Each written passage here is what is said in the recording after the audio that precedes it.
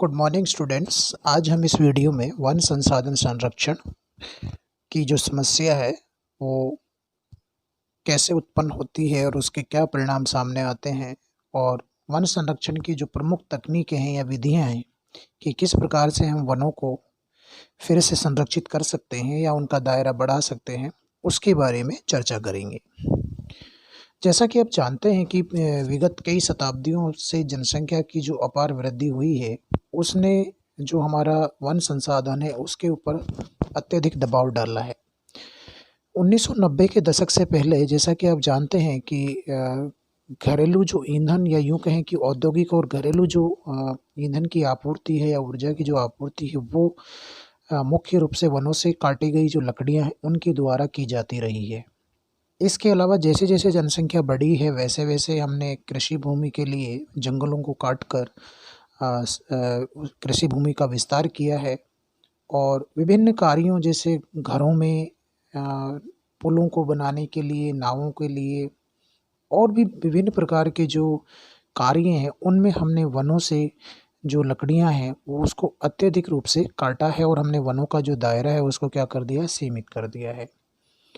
जिसके परिणाम स्वरूप कई समस्याएँ हमारे सामने आई हैं, अर्थात वनों की अत्यधिक जो कटाई हुई है उसके कई दुष्परिणाम हमारे सामने आए हैं और आते रहेंगे अगर हमने इनको वनों को काटना बंद नहीं किया तो। वनों के कटने से भूस्खलन और भूमि कटान तथा मृदा अपरदन हो रहा है। इससे मानव निवास की जो भूमि है वो क्या हो रही है, कम होती जा रही है। इसके अलावा कृषि करने की भूमि भी कम होती जा रही है। कृषि के उत्पादनों के लिए मिट्टियों की उर्वरक शक्ति घटती जा रही है। तो ये मुख्य रूप से क्यों हो रहा है? क्योंकि भूमि का प्रदूषण हो रहा है विभिन्न कार्यों से, जैसे पानी के जल स्तर का कम होना, पानी की कमी होना, उसके कारण हमारी जो मिट्टियाँ हैं वो कम उर्वरक होती जा रही हैं। इसके अलावा जो वनों का जो अत्यधिक कटाई की गई है उसका जो दुष्परिणाम है वो बाढ़ के प्रकोपों के रूप में भी हमारे सामने आ रहा है। बाढ़ के आने से ज़मीनें तो बर्बाद होती हैं, इससे जो जनधन है उसका भी क्या होता है, उसमें भी हानि होती है। मानवीय बस्तियों के बढ़ने के साथ पशुधन और जो मनुष्य है उनको भी क्या होती है, क्षति होती है।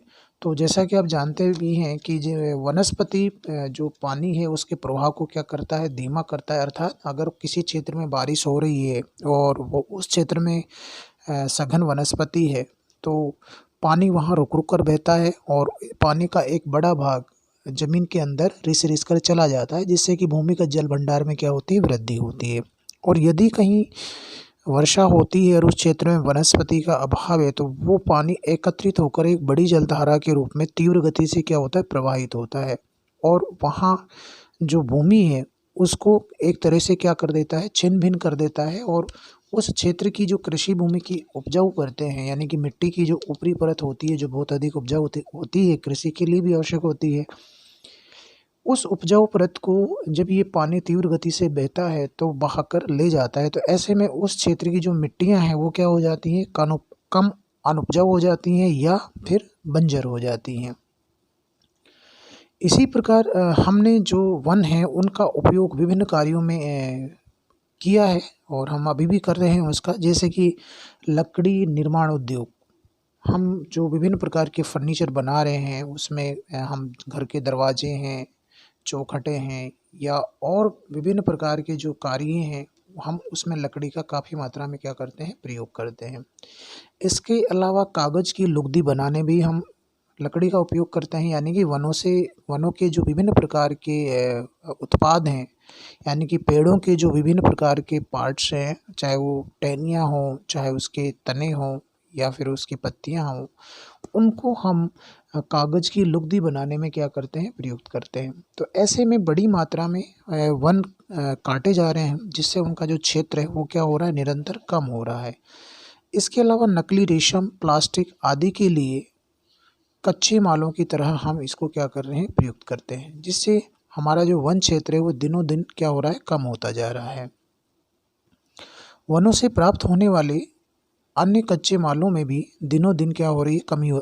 अन्य कच्चे माल जैसे आपके विभिन्न प्रकार के यूँ कह सकते हैं कि जैसे फल हैं और जो हमारी आयुर्वेदिक औषधियाँ हैं वो हैं, या और भी विभिन्न प्रकार की जो चीज़ें हैं, जो जिन्हें हम कच्चे माल के रूप में प्रयुक्त करते हैं, वो अब क्या हो रही है धीरे-धीरे, क्योंकि वनों का क्षेत्र ही कम हो रहा है, तो स्वाभाविक है कि ये चीज़ें भी हमें क्या हो जाएँगी, एक तरह से शॉर्ट पड़ जाएँगी और हमें नहीं मिलेंगी। जबकि इस प्रकार के जो कच्चे माल हैं, उनकी माँग निरंतर क्या होती है, बनी रहती है, और वो वनों के घटने से क्या हो रहे हैं, कम हो रहे हैं। तो एक बड़ी समस्या सामने आ रही है। इसके अलावा वनों के द्वारा पृथ्वी की जलवायु स्वास्थ्यवर्धक रहती है।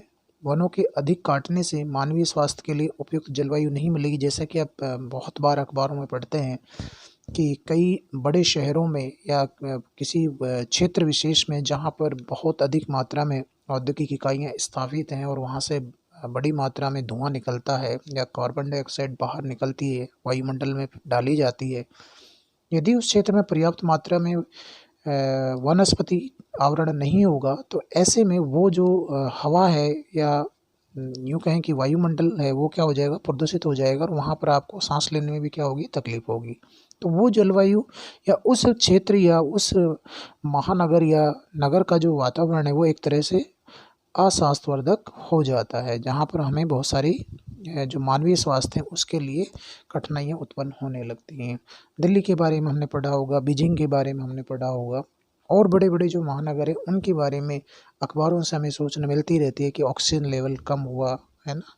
तो इस तरह की जो चीज़ें हैं वो किसके कारण से उत्पन्न हो रही हैं? वो हमारा जो वन क्षेत्र है उसके काटे जाने से उत्पन्न हो रही है, क्योंकि अगर हमने वनों को काट रहे हैं और उनके स्थान पर नए वन नहीं लगा रहे हैं, तो ये समस्या निरंतर सामने आती रहेंगी। अब बात करते हैं वन संरक्षण की तकनीकें। वनों को कैसे संरक्षित किया जाए, अर्थात उनका जो क्षेत्र है उसको कैसे बढ़ाया जाए, उसके लिए कुछ विधियां हैं। उसमें पहला है आरक्षित वनों का संरक्षण। आरक्षित वनों से तात्पर्य यहाँ पर उन वनों से है जो हमने किसी विशेष उद्देश्य या प्रयोजन से लिए उनको क्या कर लिया है, एक तरह से अधिकृत कर लिया है, और उसमें किसी भी प्रकार की जो गतिविधियां हैं उन पर क्या रहता है, प्रतिबंध रहता है। तो आरक्षित वन ऐसे क्षेत्र हैं जहां जलग्रहण क्षेत्र जैसे राष्ट्रीय उद्यान, अभयारण्य, पवित्र वाटिकाएं, जैव आरक्षित क्षेत्र, और वे सभी पारिस्थितिक रूप से जो फ्रिंगल क्षेत्र हैं या भंगुर क्षेत्र हैं, इसके अंतर्गत आते हैं। इन क्षेत्रों में किसी भी प्रकार के वाणिज्यिक विदोन की अनुमति नहीं दी जाती है। आपने देखा होगा कि जैसे हम बात करें, राजस्थान की बात करें, तो सवाई माधोपुर जो हमारा टाइगर रिजर्व है, वहाँ पर केवल जो पर्यटक हैं उन्हीं को ही उसमें प्रवेश की अनुमति है, और किसी को भी उसमें जाने की, किसी भी प्रकार की गतिविधि के लिए अनुमति नहीं है। ना तो खनन की है, ना वनों से किसी प्रकार के उत्पाद को एकत्रित करने की है। इन्हें ग्रामवासियों द्वारा जलाऊ लकड़ी काटने और पशु चराने से भी बचाना आवश्यक है। इस उद्देश्य की पूर्ति के लिए जन चेतना तथा सहयोग आवश्यक है। इस दिशा में उत्तराखंड में समाज सेवी सुंदरलाल बहुगुणा के नेतृत्व में चिपको आंदोलन जो 1978 में चलाया गया था, का बहुत बड़ा योगदान माना जाता है, और आज भी वो एक आदर्श के रूप में देखा जाता है। जहाँ कहीं भी पेड़ों की काटने की बात आती है, तो सुंदरलाल बहुगुणा के जो चिपको आंदोलन का जो कार्य था उसको हम प्रयोग में लेते हैं। कर्नाटक में अपिको आंदोलन भी इसी प्रकार का आंदोलन माना जाता है। दूसरी जो विधि है वनों की नियंत्रित एवं वैज्ञानिक विधि से कटाई। वन संरक्षण के लिए ये आवश्यक है कि वैज्ञानिक विधि से कटाई की जाए, और जो अंधाधुंध कटाई हो रही है उस पर क्या किया जाए, नियंत्रण किया जाए, जिससे कि हम दीर्घ काल तक जो हमारे वन संसाधन है उनका उपयोग संभव बना सकते हैं। वर्तमान हम देख रहे हैं कि अधिक मात्रा में लकड़ी काटने का कार्य ऐसे भागों में स्थानांतरित होना चाहिए जिन क्षेत्रों में वन की जो बाहुल्यता है अधिक है, अर्थात जहाँ पर वन कम है वहाँ पर इस कार्य को रोक देना चाहिए, और उन क्षेत्रों में इस कार्य को किया जाना चाहिए जहाँ पर यह अभी बहुत संख्या में पाया जाता है। लकड़ी काटने की जो क्रिया है वो वैज्ञानिक और मशीनीकृत होनी चाहिए। वन संसाधनों के शोषण की औद्योगिक विधियों में भी ये आवश्यक है कि वृक्षों की कटाई 100 से 200 हेक्टेयर तक के बड़े क्षेत्रों में की जाए। हम उदाहरण के रूप में देख सकते हैं कि पूर्व सोवियत संघ का जो वन क्षेत्र वोल्गोदा है, उसके उत्तर और पूर्व में वृक्षों की कटाई 2 किलोमीटर तक के विस्तृत क्षेत्र में की जाती रही। इस प्रकार की विस्तृत कटाई से यह हानि हुई कि मूल्यवान जो शंकुधारी वन थे वो क्या हो गए, समाप्त हो गए, और उनसे मिलने वाला जो महत्वपूर्ण संसाधन कच्चा माल था वो फर और पाइन वो क्या मिलना बंद हो गया और उसकी जगह ऐसे वृक्षों ने ली जो कि कम उपयोगी थे, जैसे बर्च है, एस्पेन और विलो। ये ऐसे वृक्ष थे जो जिनकी वृद्धि धीमी गति से होती थी और इनका जो आर्थिक रूप से ये कम मूल्यवान थे। तो लकड़ी काटने की औद्योगिक जो विधियां हैं भविष्य में प्रयोग की जाती रहेंगी, इसलिए ऐसे उपाय आवश्यक हैं कि जिनसे विस्तृत वन क्षेत्रों में मूल्यवान वृक्षों की किस्मों का पुनरुत्पादन होता रहे। मिश्रित वनों में वर्णनात्मक कटाई वन संरक्षण के लिए उपयुक्त होती है। इस विधि में पूर्ण विकसित वृक्षों को काटा जाता है। इससे नए विकसित हो रहे वृक्षों को पर्याप्त मात्रा में क्षेत्र मिल जाता है, स्थान मिल जाता है, पोषक तत्व मिल जाते हैं और जल भी मिल जाता है, जिससे वो वृक्ष तेजी से क्या होते हैं, आगे वृद्धि करते हैं और ये वन क्षेत्र जल्दी तैयार हो जाता है। इसके अलावा वनों का आग से बचाव भी आवश्यक है। हम आए दिन न्यूज में और अखबारों में पढ़ते हैं कि विश्व के अलग अलग भागों में आग से एक बड़ा जो वन क्षेत्र है वो क्या हो जाता है, नष्ट हो जाता है। तो आग की घटनाएं दो रूपों में होती हैं, एक तो मानवीय असावधानी से होती है और दूसरा है प्राकृतिक रूप से। मानवीय असावधानी में हम कई बार जंगलों के लिए एडवेंचर के लिए निकलते हैं, वहाँ कैंप फायर करते हैं, शिकार करते हैं। तो हम वहाँ पर जब इस तरह के कार्य करते हैं तो हम सुरक्षा के जो नियम हैं उनका पूरी तरह से पालन नहीं करते हैं। या तो हम कैंप फायर में लगी हुई आग को पूरी तरह से बुझा नहीं पाते हैं, या फिर हम बीड़ी सिगरेट पीते वक्त माचिस की जलती हुई जो सीखें हैं उनको हम क्या करते हैं, सड़कों के किनारे दाएं बाएं फेंकते हुए चले जाते हैं। एक छोटी सी चिंगारी एक भयंकर आग का रूप धारण कर लेती है। प्राकृतिक रूप से जो जंगलों में सूखे वृक्ष हैं, जब तेज हवाएं चलती हैं तो वो आपस में क्या करते हैं, रगड़ते हैं। रगड़ने के कारण चिंगारी निकलती है और ये आग का रूप धारण कर लेती है। तो इस प्रकार हमें ये सावधानियां बरतना आवश्यक है कि जब कभी भी हम इस तरह की एडवेंचर पर जाएं तो ये सुनिश्चित करें कि हमने जो कैंप फायर किया था वो पूरी तरह से क्या हो जाना चाहिए, बुझा दिया जाना चाहिए। उसमें किसी भी प्रकार की कोई चिंगारी ज्वलंत नहीं रहनी चाहिए। इसके अलावा बात करते हैं वनों का हानिकारक कीटों से संरक्षण। हानिकारक कीटों से संरक्षण से मतलब यहाँ पर ऐसे है कि वनों में से बहुत सारे जीव पाए जाते हैं। जैसे आपने दीमक का नाम सुना होगा। हम घरों में बहुत सारे पौधे लगाते हैं तो वो कई बार विकसित नहीं हो पाते हैं और कुछ दिनों के बाद क्या हो जाते हैं, सूखने लगते हैं। तो वनों के अंदर भी ऐसे बहुत सारे कीट पाए जाते हैं जो वृक्षों को हानि पहुँचाते हैं, जिसमें दीमक है, सुंडी है, झिंगुर है, गुबरेला है। दीमक वृक्षों की लकड़ी को खाकर कम उपयोगी बनाता है। सुंडी, झिंगुर और गुबरेला हानिकारक जीव अंकुरित बीजों, छोटे पौधों और वृक्षों की नई पत्तियों को क्या करते हैं, खा जाते हैं। कुछ जीव इतने सूक्ष्म होते हैं कि उन्हें देख पाना भी मुश्किल होता है। इसलिए हमें ऐसे कीटाणुओं से पेड़ों की सुरक्षा करने के लिए कीटनाशक जो दवाइयाँ हैं उनका वायुयानों द्वारा समय समय पर छिड़काव किया जाना चाहिए, जिससे कि हम जो हमारे वनों के पेड़ पौधे हैं उनको नष्ट होने से क्या कर सकें, बचाया जा सके। इसके अलावा हम पुनर्वनारोपण, वन संसाधनों के संरक्षण में दीर्घकाल तक वनों के अनुकूलतम उपयोग के लिए आवश्यक है कि जहाँ से वनों की कटाई की गई है वहाँ पर कुछ नए वृक्ष लगाए जाने चाहिए। इसके अलावा मृदा अपरदन के क्षेत्रों में भी वनारोपण किया जाना चाहिए, जिसके लिए वन भूमियों को सरकारों ने अपने अधिकार में लिया है। विभिन्न प्रकार के जो वृक्ष हैं अनुकूलतम वातावरण को विचारते हुए, राष्ट्रीय आवश्यकताओं को विचारते हुए वनारोपण को बढ़ावा दिया जाना चाहिए। इससे वनस्पति का ह्रास रोकेगा। इसके अलावा सबसे महत्वपूर्ण है सामाजिक वानिकी।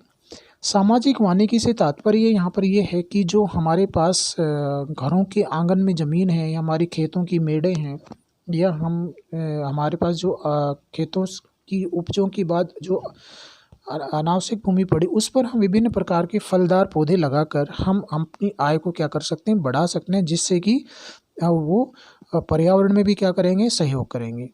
इसके लिए विभिन्न प्रकार की जो सी क्रियाएं हैं, जैसे खेतों की मेड़ों, सड़कों के किनारे वृक्ष लगाना, साझा संपत्तियों पर वृक्ष लगाना, स्थानीय समुदायों को वनोपज के प्रबंधन में सम्मिलित करना, ऐसी क्रियाएं हैं जिनके द्वारा हम समाज को आर्थिक रूप से एक नया अवसर दे सकते हैं। कृषि वानिकी का अभिप्राय ऐसी भूमि व्यवस्था से जिसमें फसलों तथा पशुओं के साथ साथ भूमि के टुकड़े पर वृक्षों को भी सम्मिलित किया जाता है। कृषि वानिकी द्वारा कृषि तथा वानिकी की टेक्नोलॉजी को सम्मिलित करते हुए अधिक समेकित, विविध, उत्पादक, लाभकारी, स्वस्थ तथा वहनीय भूमि उपयोग तंत्र विकसित किया जा सकता है। ये कृषक तथा पर्यावरण दोनों के लिए लाभकारी है।